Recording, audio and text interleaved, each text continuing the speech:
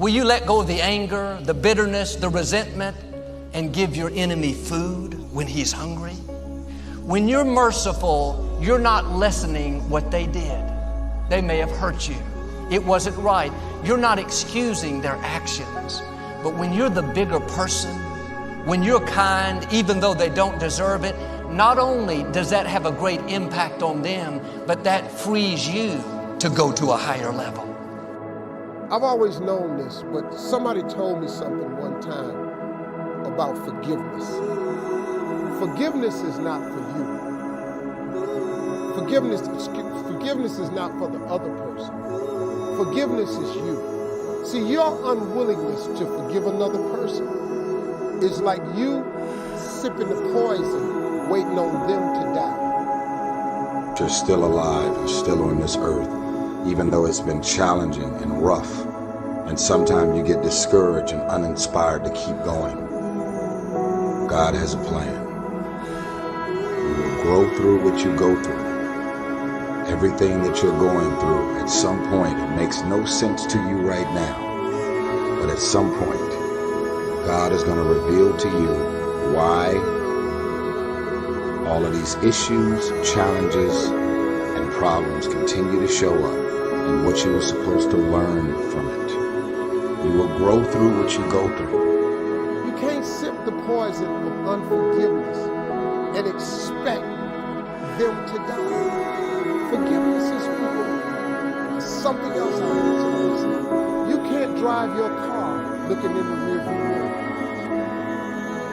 You can't. If you keep looking in the rearview mirror, you're going to keep crashing your car. There's a reason why the rearview mirror is this big and the windshield is this big. That's a reason for it. Because all the rearview mirror does is allows you to see what you've passed and to prevent what you've passed from coming up on you again. That's all the rearview mirror is for.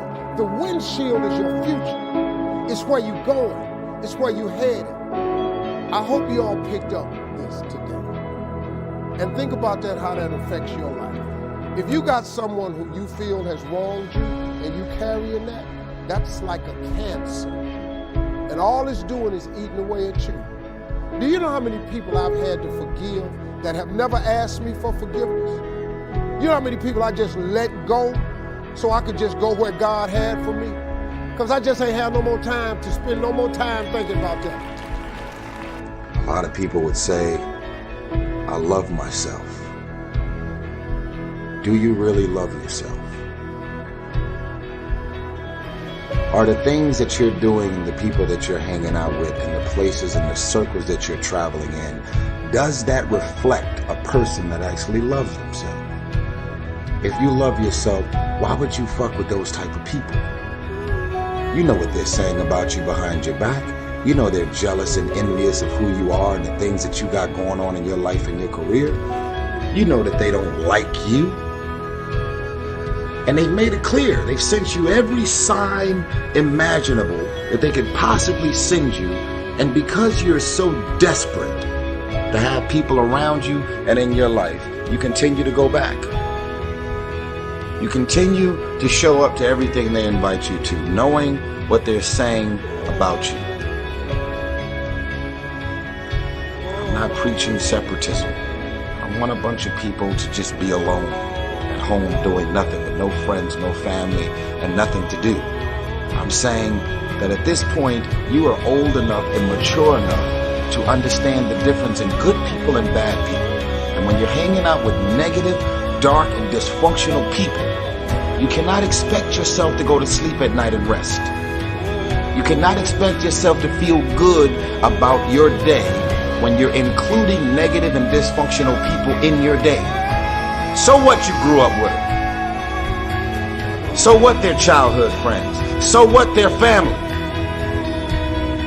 We have a responsibility to walk in the direction of peace. I want to laugh. I want to smile. I want to enjoy myself. I actually want to feel good about the people that are around me. If you can't fly, run. If you can't run, walk. If you can't walk, crawl. but by all means, keep moving.